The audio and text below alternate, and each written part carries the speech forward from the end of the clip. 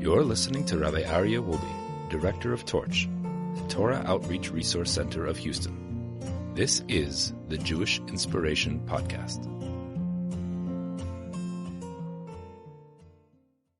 All right, welcome back, everybody, to way number 17. Way number 17 is Bimiut Derech Eretz, with limited intimacy. Again, just like we spoke in way number 16 of limited business, it does not mean to minimize, but rather to have balance. The same thing is with intimacy. You know, what is the single greatest desire that every human being seeks? It's not sexual desires. It's happiness. Everybody seeks happiness. But why is intimate pleasure so sought out? You look at the world out there, it's such a sought after pleasure.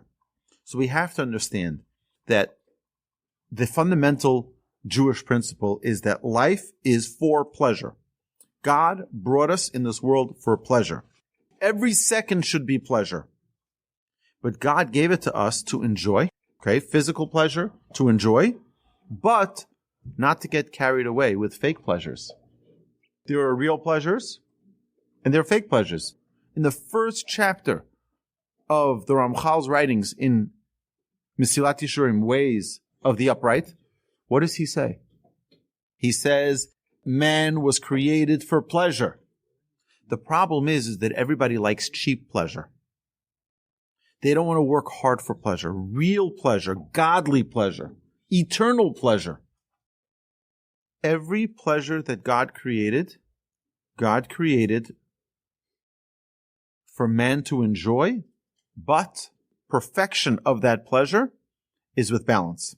Marriage, too, needs to have its balance. You know, the blessing of a wedding under the chuppah is the most remarkable blessing.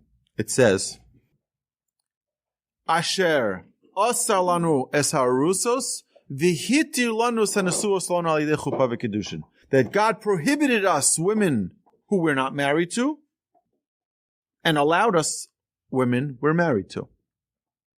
Meaning, there has to be a balance.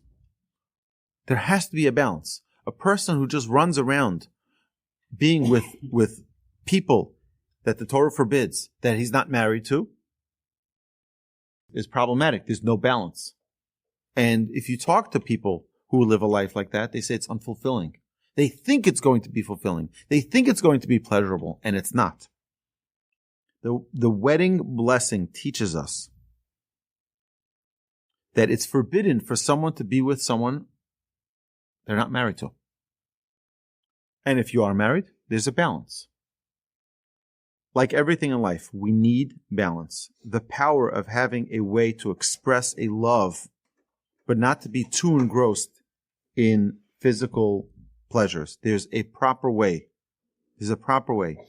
How we approach intimacy is a barometer of how much you are generally in control of your desires. The balance that one has with this very important way, because we see a world that is completely immersed in running after temporary, momentary desires, and in many cases want to have no repercussions for it. The Torah guides us how to enjoy pleasures, all pleasures. Food, by the way. Hashem gives us food for what? You think it's for us to suffer? No. God gave us food to enjoy. That's why He gave us good food. But even with that, we have a balance. Because if, God forbid, we don't eat healthy food, we lose that balance. We're unhealthy. It can shorten our lives. It can do damage to us because we have that imbalance. We need balance. Intimacy, for its own sake, is degrading. It should represent something. It should represent a relationship. It should represent the love, and then it's uplifting.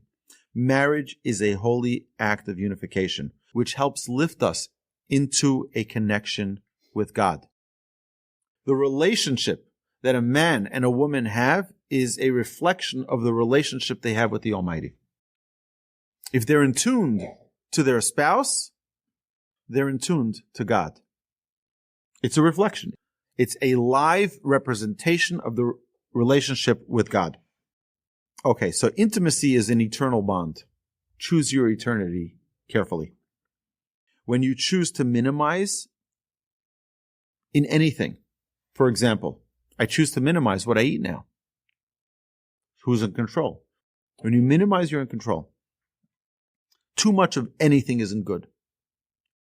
You all know one of my weaknesses is barbecue potato chips. I love barbecue potatoes. There's no such thing for me just taking a few barbecue potato chips. One. I'll just have one. There's no such thing. It's one bag. All right? When there's nothing left in the bag, that's when I'm done. So what do? I have to limit myself from barbecue potato chips. And I specifically, every time I go to the store, I'm like, just one bag. Just one bag. But I have to limit myself because it's not healthy. But too much of anything isn't good. My father, for his bar mitzvah, got an entire box of chocolate. Not one bar of chocolate, an entire box of chocolate. And after downing all that chocolate, never wanted to eat chocolate again. Too much of anything isn't good. You have to understand that this is the balance in life, the balance particularly in a world that is obsessed and completely consumed by things of sexual nature.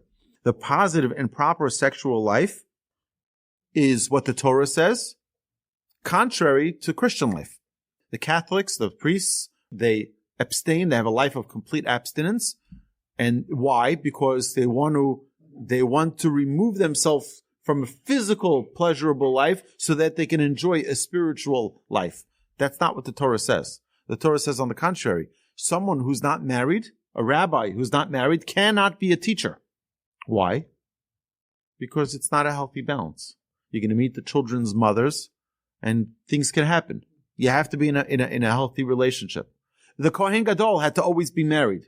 There's no such thing as having a...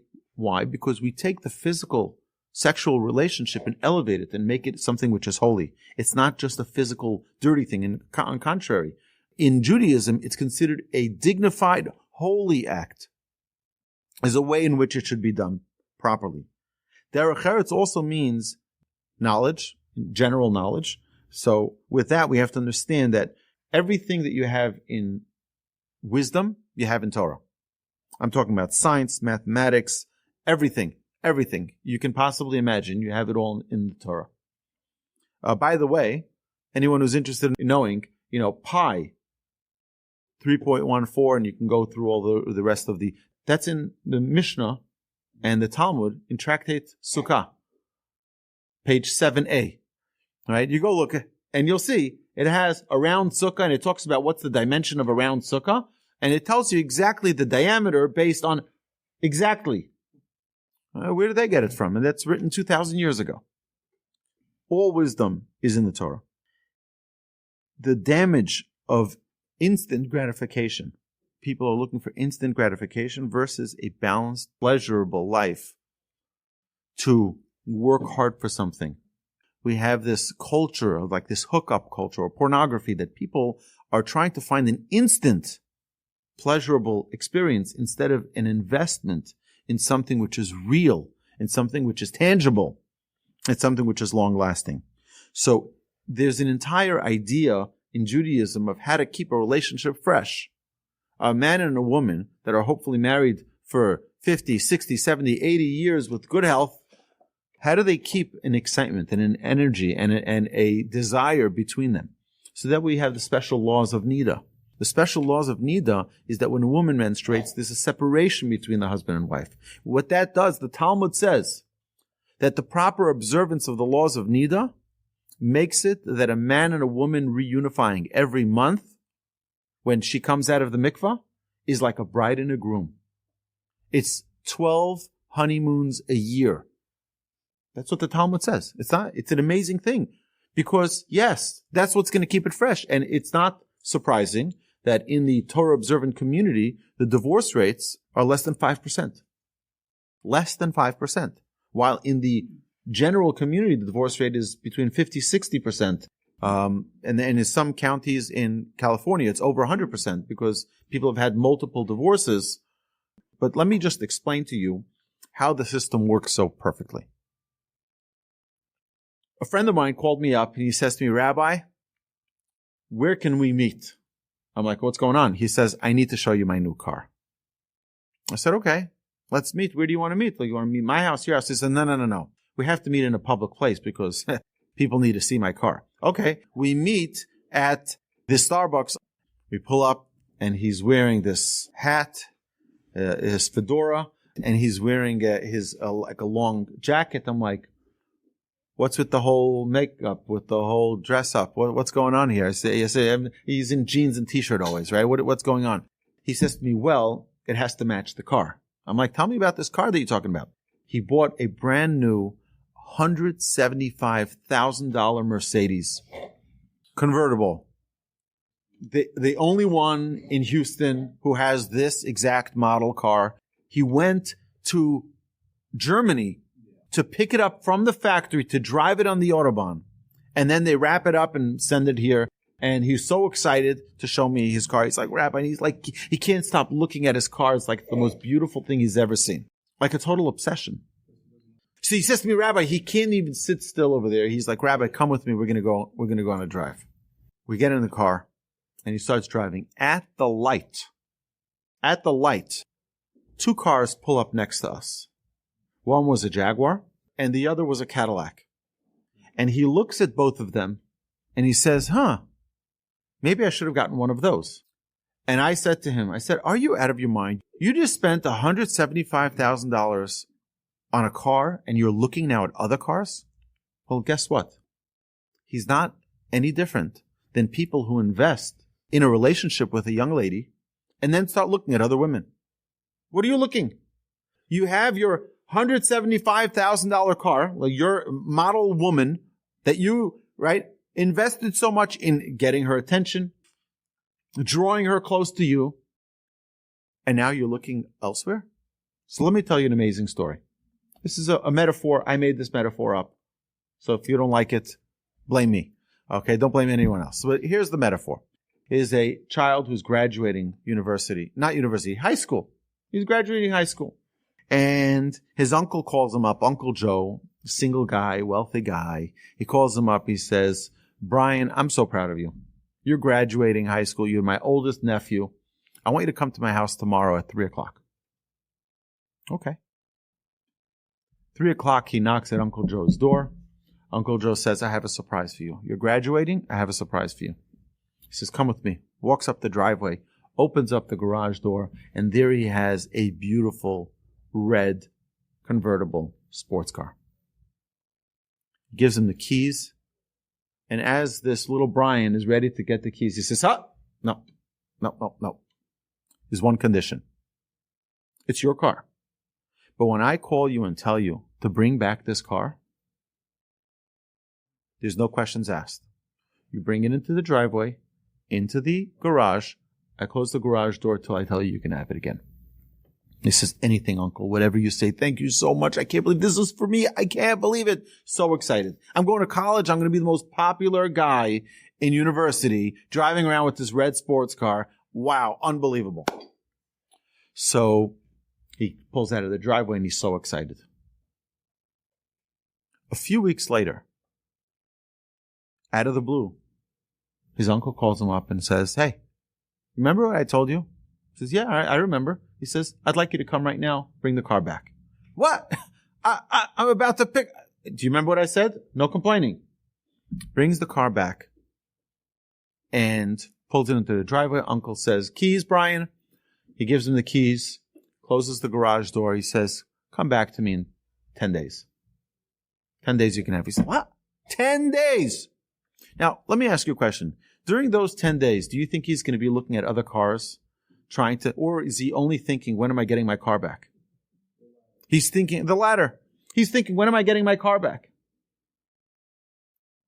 Comes 10 days. He says, at 2:00, you can come pick up your car. I guarantee you, at 1:00, he's already at his uncle's house. I was thinking, I was in the area. Might as well come by. He's like, maybe, right, he's so excited. And as soon as the clock ticks 2:00, The garage door is open. He gets his keys and he's out. He's so excited. Imagine this happens every month. He'll continue to be excited about his red sports car forever. That's the way the system of marriage in a Torah-observant lifestyle works with a husband and wife. Where in the middle of a normal day, suddenly the husband gets a phone call from his wife. He says, I'm off limits. What do you mean you're off limits? We had plans. We're going to take you out for dinner. You can still take me out for dinner. But there's no physical contact. None at all. There's only one thing that man is thinking of. He's thinking of his wife. And for 12 days, the Torah teaches us, she's off limits. Now you can try to nourish that relationship in a non-physical way, in an emotional way. You can talk more. There are other things you can do to nurture this relationship without the physical contact. And guess what? And when that physical contact comes, the Talmud tells us, it's like a bride and groom under the chuppah again. 12 times a year. That is the beauty of having balance when it comes to anything Jewish. We talk about balance. In marriage, it's most important. So, Hashem should bless us all. Hashem should bless us all that we should have the most incredible relationships, meaningful relationships, and utilize them as a tool for connecting to God in the greatest way possible.